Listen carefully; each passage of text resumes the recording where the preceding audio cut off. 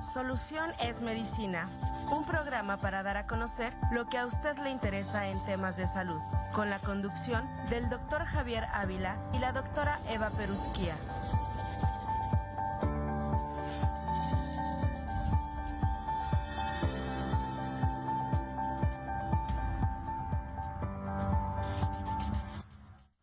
Muy buenos días, distinguido teleauditorio. Bienvenidos sean ustedes a su programa Soluciones Medicina, programa auspiciado por el Sistema Universitario de Salud. Como todas las mañanas de jueves, les saluda su servidor, doctor Javier Ávila Morales, para poder tratar y comentar con ustedes temas afines al área de la salud. Les recuerdo nuestros números de contacto, el 442-344-1404 para mensajes de WhatsApp, en Facebook TV UAQ, en YouTube TV UAQ en vivo y también en el 442-192-1200 extensión 37120 para dejar mensajes en vivo.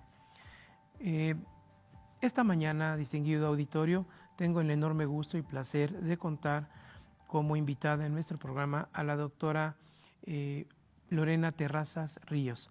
La doctora es de formación ginecobstetra.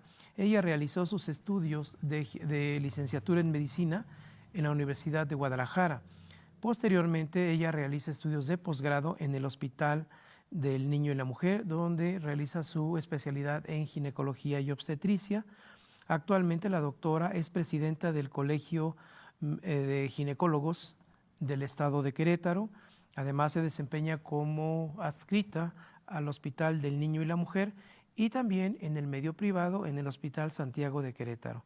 Así es que, sin más ni menos, le doy la cordial bienvenida. Doctora Lorena, mil gracias por estar con nosotros y aceptar la invitación. Muchísimas gracias por la invitación, por la consideración. Un honor estar aquí y bueno, esperemos que la plática de hoy nos llevemos algo que nos sume a nuestro hogar y que le sea de mucho interés y de mucha utilidad a la población a la que nos dirigimos. Mil gracias, doctora. Tema bastante actual, importante y de trascendencia, violencia obstétrica.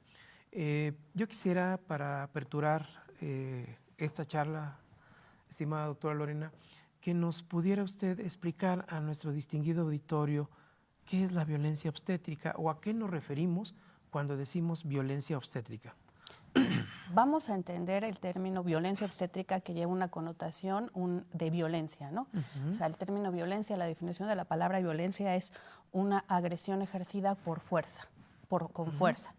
Y de ahí, pues hay muchos tipos de violencia. Todo esto empezó cuando empezó la violencia contra la mujer, contra el género, y de ahí termina en ponerle el adjetivo obstétrica. ¿A qué nos referimos con violencia obstétrica? Entendiendo que la violencia es una forma de agresión y fuerza. Sí. ¿No? Contra una voluntad de la mujer.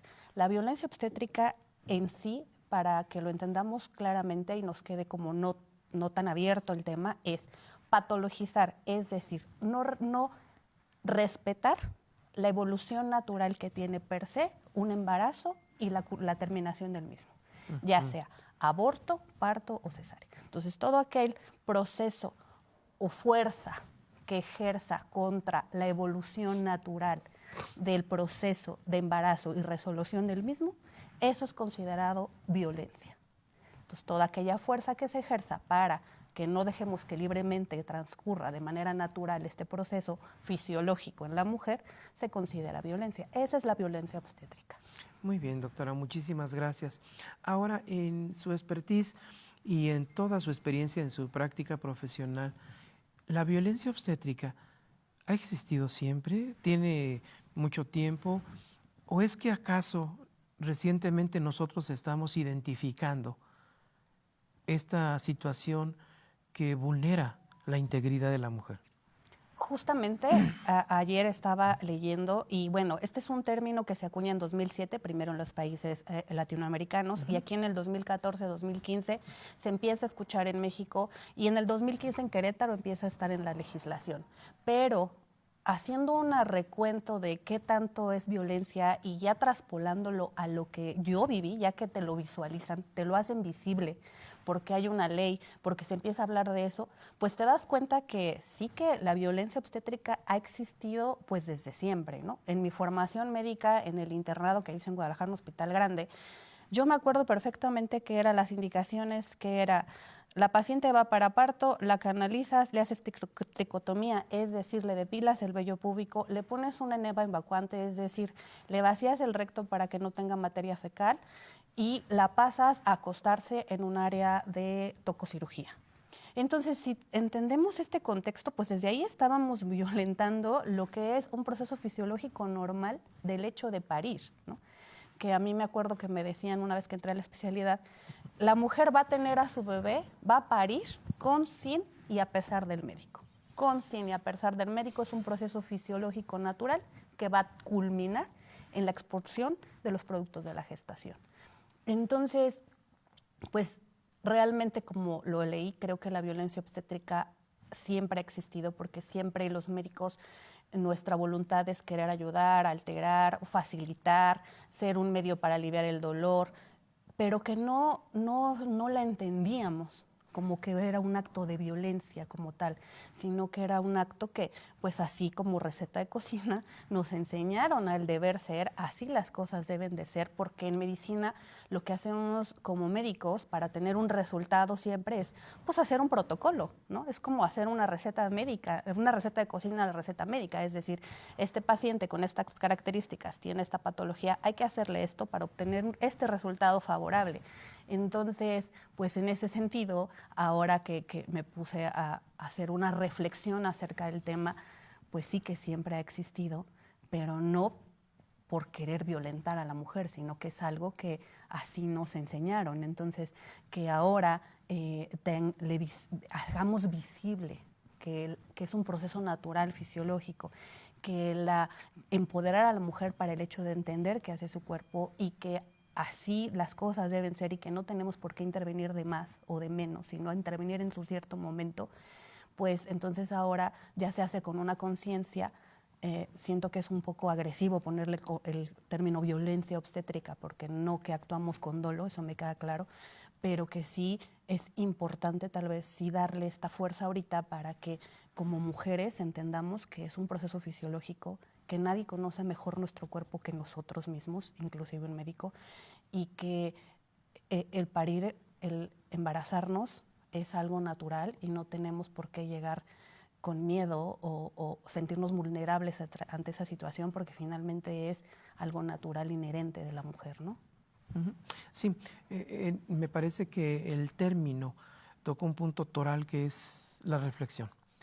Y la reflexión nos va a ayudar a poder entender esta parte y establecer un proceso de reeducación. Exacto. En el cual se va a concatenar con esta siguiente parte de la pregunta para usted. La violencia obstétrica, ¿quién la ejerce, doctora? ¿La ejerce el médico? ¿La ejerce el grupo de trabajo? Por ejemplo, en una sala de tococirugía. ¿Es exclusivamente el médico? ¿Es el grupo de trabajo? ¿Quién ejerce la violencia obstétrica? Todo aquel que ejerza una fuerza y que lo haga con dolo. Todo aquel personal de salud que quiera ejercer la fuerza contra la voluntad de la paciente algo y que lo haga con este sentido de dolo. Es decir, no es inherente de los médicos que atendemos los partos, es corresponsabilidad desde la infraestructura hospitalaria, desde el personal que está ahí, desde las jornadas que tenemos, desde igual la paciente que viene de un contexto de sentirse vulnerable y que llega con cualquier cosita y ya fue aún más vulnerable, desde ponerle este contexto de vas a llegar a un momento vulnerable en tu vida porque la mujer está vulnerable porque va a parir y va a tener un bebé. Como, ¿por qué vulnerable? Hay que empoderarla, ¿sabes? Es tu cuerpo. Esto pues, es muy natural, es normal, va a doler, es normal, vas a sentir esto, es normal, va a pasar esto, pero si estás en un lugar donde podamos resolver, todo puede salir bien. Esa es otra cosa también,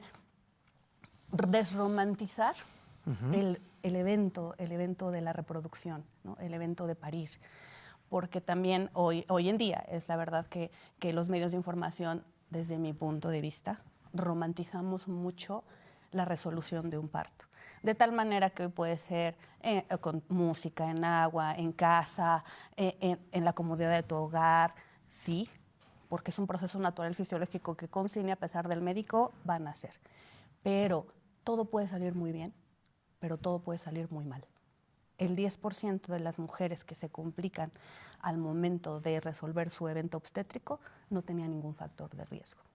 Entonces, sí hay que informar mucho a las pacientes para que puedan tomar una decisión informada acerca de dónde, cómo, cuándo y con quién atender su evento obstétrico, porque esta hoy romantización, hiperromantización de esto hace que tomemos todos decisiones tal vez no adecuadas o tardes que pueden terminar en que la mujer al final del evento se sienta que fue violentada y agredida. Entonces, sí es de todos, es con responsabilidad de todos, no nada más de un médico, sino de todo el personal de salud, pero también de la mujer que recibe el servicio de salud. Es de todos. Muy bien. Les recuerdo a nuestro distinguido teleauditorio que esta mañana nos acompaña la doctora Lorena Terrazas, presidenta del Colegio de Ginecólogos de Querétaro, y estamos tocando el tema de la violencia obstétrica.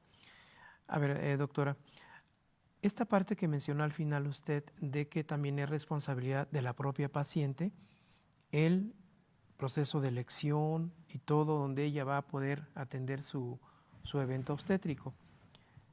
Me parece que entonces, si partimos de esa base, desde el mismo proceso de control prenatal, en el cual estamos citando a nuestros pacientes cada tiempo determinado para evaluar la evolución del embarazo y establecer ahí justamente riesgos obstétricos, desde ahí empieza el proceso entonces de empoderamiento, de educación, de formación para cuando llegue el momento obstétrico. Yo me iré un poquito más atrás, desde el que estoy en la adolescencia y sexualidad y quiero ejercer mi sexualidad. Desde ese momento empieza el empoderar a la mujer, ¿no? De decir, claro, es un derecho, es una necesidad, la sexualidad es una expresión de un instinto básico animal que hay que ejercer, pero que tenemos la conciencia de ejercerlo libremente y saber bien cómo, cuándo, por qué, cuáles son las consecuencias. Una de estas consecuencias es que puedo quedar embarazada de un embarazo no deseado y que desde ahí yo puedo elegir y de entender y saber que puedo ejercer mi sexualidad libremente y no necesariamente que esta culmine en un embarazo. Entonces, desde el control de la natalidad, de ofertar métodos de planificación familiar, desde ahí empieza el verdadero empoderamiento y desde ahí empieza el verdadero cambio que yo creo que queremos hacer para que al final nos sintamos que desde ahí fuimos agredidas, ¿no? De que el evento de la reproducción es una violencia y que podamos decir, quitarle el término violencia obstétrica. Entonces, siento que ahí es donde tenemos que incidir, ahí es donde tenemos que empezar. Por eso me parece muy interesante y me parece muy enriquecedor que estemos en este foro en la UAC, donde se hacen, donde están los chicos universitarios, donde hay personas de 18 a 22 años que claramente estamos ejerciendo la sexualidad y que puedan saber que desde ahí empieza. La violencia obstétrica empieza desde tengo derecho a elegir cómo, cuándo, con quién tener vida sexual, pero también es mi responsabilidad ejercerla libre y segura. Sí, en ese sentido, violencia obstétrica prácticamente nos referíamos al evento final que viene desde todo un tiempo atrás y que implica, como usted menciona, digamos, el manejo propio de la sexualidad, la propia planificación familiar y posteriormente, si se llega al embarazo, en un momento dado, una resolución asertiva del mismo, ¿no? Exacto, esa es la palabra, asertiva del mismo, creo que sí. Porque le digo, hoy desde mi punto de vista se ha romantizado tanto el parto, donde puedes tener tu parto en cualquier momento, claro que sí, en cualquier lugar y con cualquier persona, o no capacitada, sí, pero esa mujer que elige tener así, resolver así su evento obstétrico, también debe de saber que el 10% de las mujeres que se complican no tienen ningún factor de riesgo y que tienen que tener un plan B de a qué ambulancia le vamos a hablar, a qué hospital vamos a correr y a quién le vamos a pedir ya ayuda en ese momento, porque si oímos historias estas de terror donde decían y luego en lo que llegó la ambulancia, y luego en lo que llegamos al hospital y en lo que le avisaron. Entonces sí saber que hay unas líneas de emergencia obstétrica en el estado, incluso aquí en Querétaro, y que hay que, si tú te vas a atender, eliges atenderte en casa o con una dula, saber que esta dula tenga las líneas de emergencia, un ginecólogo de emergencia y tener el plan de a dónde vamos a correr si es que algo pasa. Y bueno, en las instituciones públicas también saber que tú, como mujer que vas a atenderte ahí, por la razón que sea, que va a ser una institución pública a atenderte, tienes derecho a un trato digno y que tienes derecho a pedir información y que tienes derecho a que se te explique qué está pasando. Sí, en estos hospitales de concentración somos formadores de ginecólogos, pero que saber que quien está ahí ya es un médico, ¿no? Ya acabamos la carrera de medicina, ya tenemos una cédula, ya estudiamos 5 años, ya hicimos prácticas en un servicio social. Entonces también dejar de decir, ay, muchas veces los pacientes llegan y dicen, es que aquí llegan a morirse, ¿no? O sea, aquí todas las que vienen a tener a tu bebé aquí se mueren. Los practicantes. Porque son los practicantes, nos dicen. Y yo, o sea, ¿cómo te explico que no somos practicantes? Que quien está aquí ya atendiéndote ya es un médico que acabó la carrera de medicina, que ya estuvo en servicio social y que ya entiende de la fisiopatología de la enfermedad, pero que estos 4 años solo se va a dedicar a atender partos y a la mujer. Entonces va a estar haciendo un proceso de especialización en esto, pero ya es un médico, ¿no? Ya estudió, no lo saqué de la primaria, ¿no? Claro, aunque los vean muy chiquitos, no, ya son médicos, ya terminaron una carrera. Hay gente que a esa edad ya está juzgando, ya está haciendo balances en contabilidad, ya está, no sé, muchos ya están teniendo hijos, casados, formando una familia, ¿no? Con responsabilidades, y uno está ahí terminando de especializarte en lo que quieres ejercer, ¿no? No medicina general, sino una especialidad. Entonces también quitar este contexto son muy agresivos, no saben. Entonces también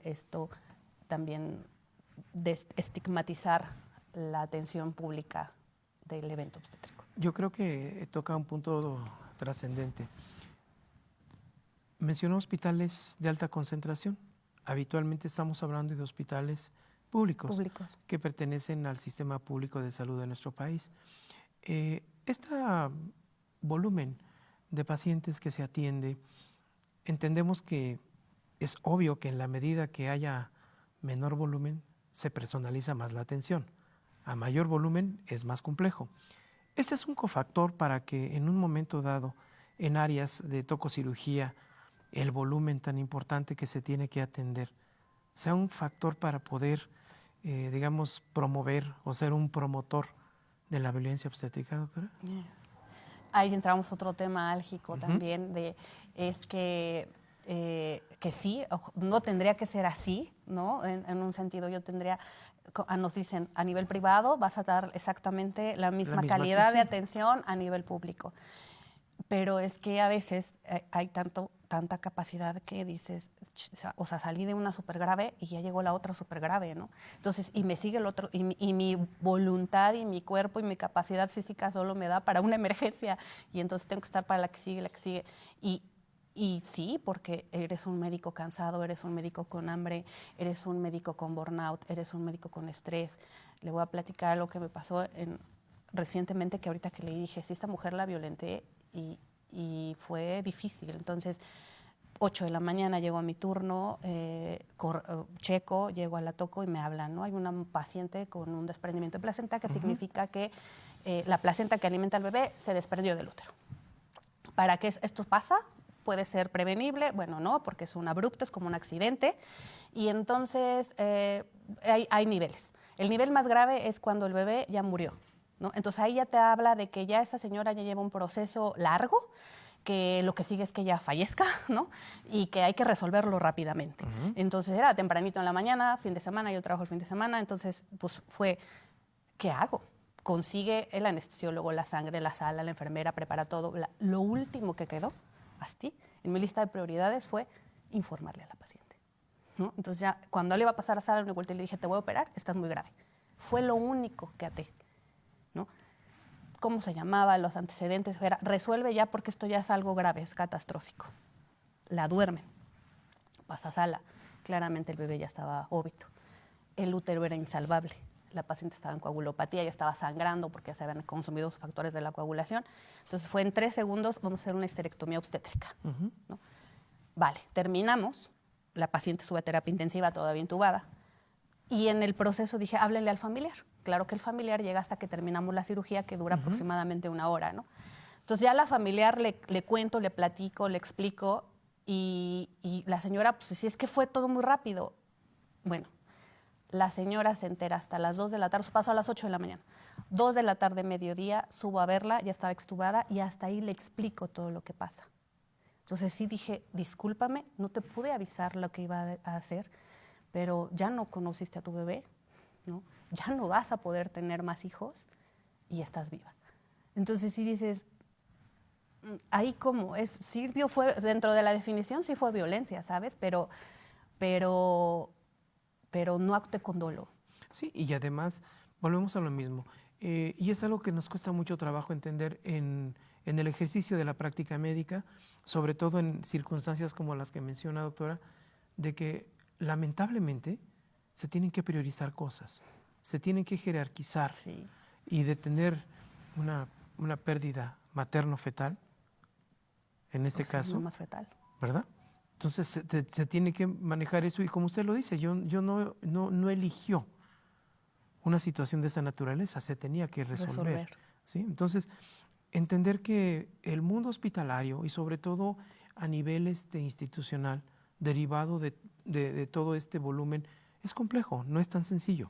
Y que tomar decisiones también no son tan sencillas y no son fáciles, ¿no? Yo creo que son temas que sí rayan de repente en situaciones que tienen que ver desde políticas públicas en salud, desde planeación estratégica de las mismas, también naturalmente del ejercicio profesional, de las cuestiones éticas y bioéticas que implican. Es decir, es todo una parte compleja la toma de decisiones.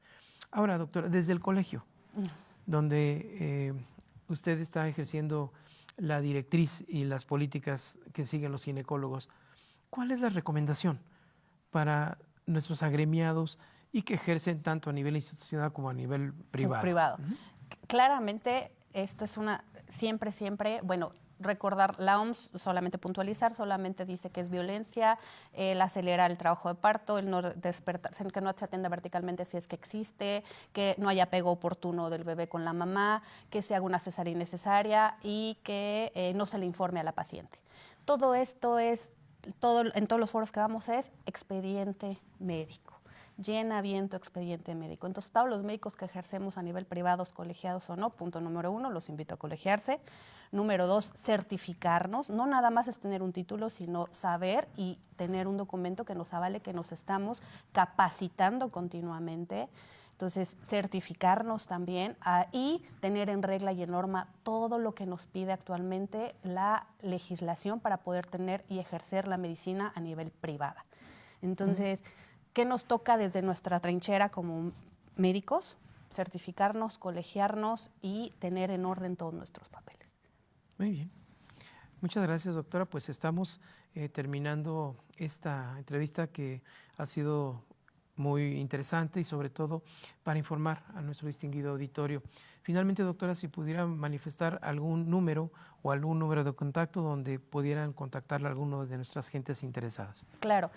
Como representante del colegio tenemos redes sociales, Colegio de Médicos Especialistas de Ginecología Obstetricia de Querétaro, ahí damos informes si te quieres colegiar, y si no, directamente conmigo en mi celular, 442-362-5864, ahí les podemos hacer informes acerca de los requisitos para colegiarnos, y mi práctica privada en la Torre Médica Santiago, las pacientes, las universitarias que quieren ir a hablar acerca de planificación familiar, con mucho gusto las esperamos. Bien, gracias, doctora Lorena. Pues ha sido un placer charlar con usted sobre un tema complejo, pero que nos invita a la reflexión, a modificar nuestros hábitos académicos también y de formación para nuestras futuras generaciones. Agradecemos mucho su presencia y a nuestro distinguido auditorio el favor de su atención, y nos veremos en la próxima de Soluciones Medicina el próximo jueves. Muchas gracias. Hasta luego. Buenos doctora. días. Hasta Mil luego. Gracias. Gracias a usted. solución es medicina, un programa para dar a conocer lo que a usted le interesa en temas de salud, con la conducción del doctor Javier Ávila y la doctora Eva Perusquía.